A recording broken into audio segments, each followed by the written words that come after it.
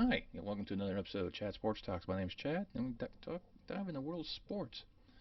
On today's episode, it's going to be the first part of the Big 12 domino effect on the other conferences. As we all know, in my initial video, I discussed the four schools that the Big 12 should go after, pretty much mere days before they officially announced these are the four schools they're targeting, and they've all accepted bids to join. You should see the description somewhere up here for that link for that video.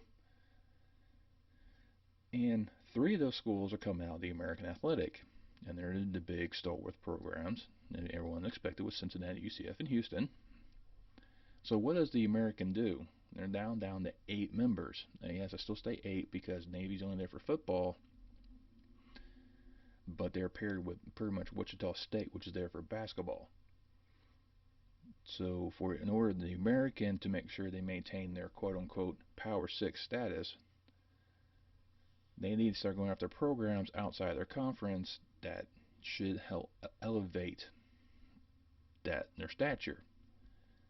And recently, I've noticed on YouTube, I kind of found this one was from 365 Sports, where they kind of read off a list of schools that were kind of rumored to be targeted, and they kind of go over these schools for you here.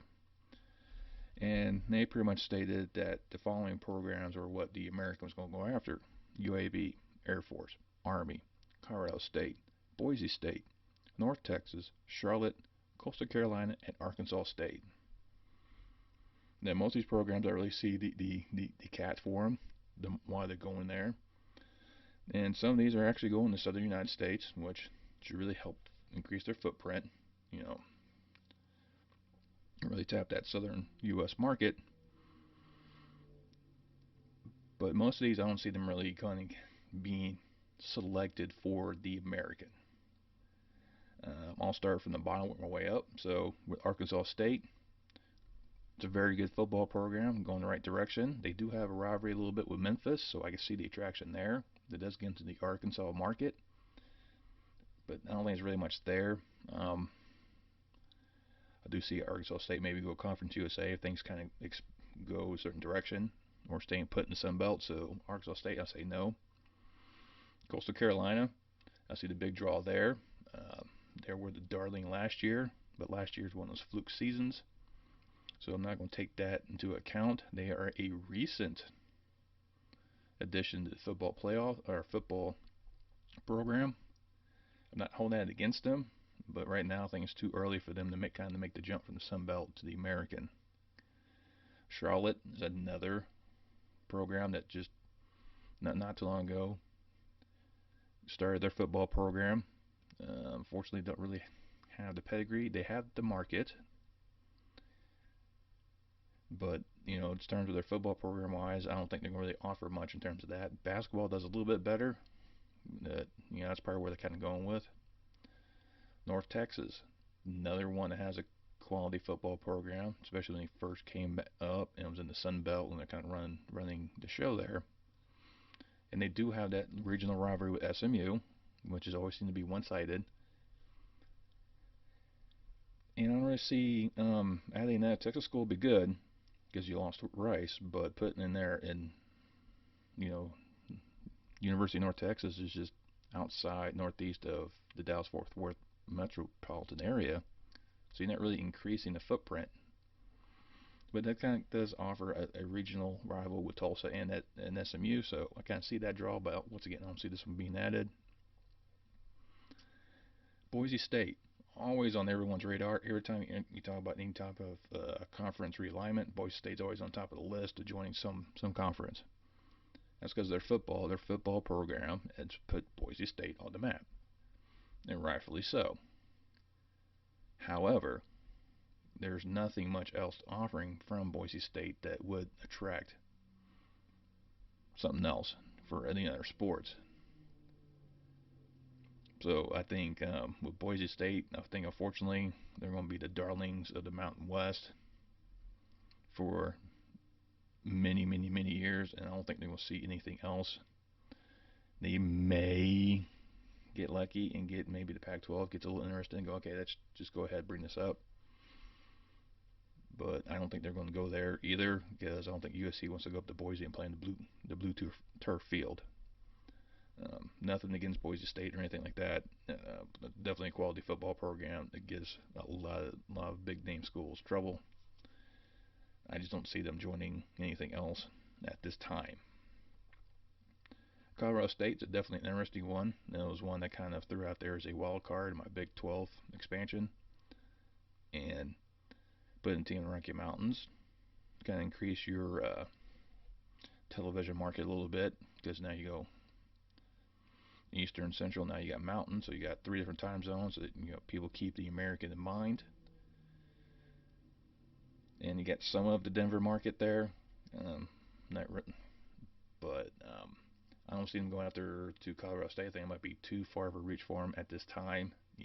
I do like that pick. Now, Army and Air Force, these will both will be football only members. Now, I'm not sure if the American wants to go there. I see the attraction, bringing all three service academies within the conference. So you have those built-in rivalry, especially the Army and Navy. That's just a very historic rivalry that goes back to when college football first started. But then, what do you do with that last game? Because Army and Navy's now made sure their game is the final regular season game of college football that plays after conference championship games. So now you got to try to pull that game out and put it in the rivalry week where you have to go against like the Egg Bowl, the Apple Cup, the Iron Bowl. They want to get out of that. So I do find it that having both those economies there would be beneficial. But like I said, it's only football only because both Army and Navy are members of the Patriot League. Would Air Force keep the membership in the Mountain West, or would they have to go to like the Summit League or the WAC? So right now, I don't see neither one of those two institutions going. So number one on that list that was read off by 365 is UAB, and I concur that this right there should be like the number one priority for the American. This definitely is a football program on the rise. It's doing very well in Conference USA. Minus the sabbatical they took, but they're getting a brand new football field being built, which is typical of all of these American teams, basically. Well, not all of them, but most of them, to include like UCF, Tulane, Houston. They all got brand new fields. So bringing in UAB with a brand new field, Birmingham's a good sized market for them to kind of get in there, and it gets them right there in the deep south. I can see this one actually working. So now you take your American, now you're up to 9. And I think for the Americans, like a 2-phase type of thing, possibly 3. We'll go 3-phase. 3-phase kind of expansion look at. So phase 1 is at least to get to 10. They kind of go from there. And with the UAB being number 9. Number 10, I'm kind of going to go with like another stalwart program that has a huge history with football, especially in the FCS. They were pretty much a powerhouse there. And I will bring Appalachian State into the American. They kind of balance East Carolina, so you have the two sides of the Carolinas. I know there's no huge media market there, but it's that football program, that pedigree that I think the American needs after losing, their 3 marquee football programs. So you bring in now UAB and Appalachian State, so you get 2 very good football programs coming in, which kind of help limit the loss a bit, but not really. So you're losing 3, so you gain 1.5 back, basically. So that gives them, some good matchups down there. So you got, App State and East Carolina could develop that rivalry right away, which makes sense. Puts another one close to South Florida, so it kind of helps them out a bit. You got UAB's right there as well, so you got a great little corner right there of the Southeast. So I could really see this one working. Now it gives them the 10. Now, do they stop there or they go up to 12? Because there's possibilities that Memphis could also, bolt if the Big 12 comes calling. Which I said, Memphis is like the number one wild card if the case of Big 12 starts expanding. So maybe they start going out and start beefing up their numbers to make sure that they're viable for a long time. And with that being said, I said, UTSA. I think UTSA is a very interesting one. It's definitely a younger football program as well, and it's definitely one of those that kind of comes and goes a little bit in terms of recruiting, in terms of getting the right um, playmakers and coaches in there to get that all that's best for the Roadrunners. And most recently, they went up to Illinois and knocked off the Illini in Champaign, and then just recently scored the most points ever and got their first shutout. Of course, it was against Lamar, so it's not really a big testament, but it gets you to San Antonio. I mean, that's a nice sized market to get into. And puts another school in Texas. So now you're also helping, Tulane and SMU and Tulsa with, some regionalization there as well. And with my 12th school, I've kind of didn't go very far, and it might be another shock, is also Rice.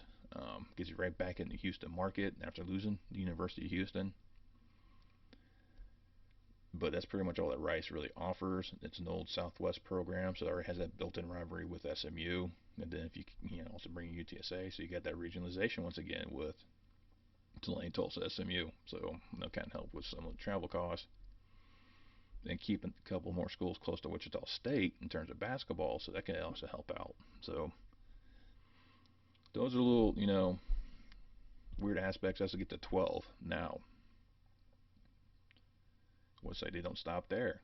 Face.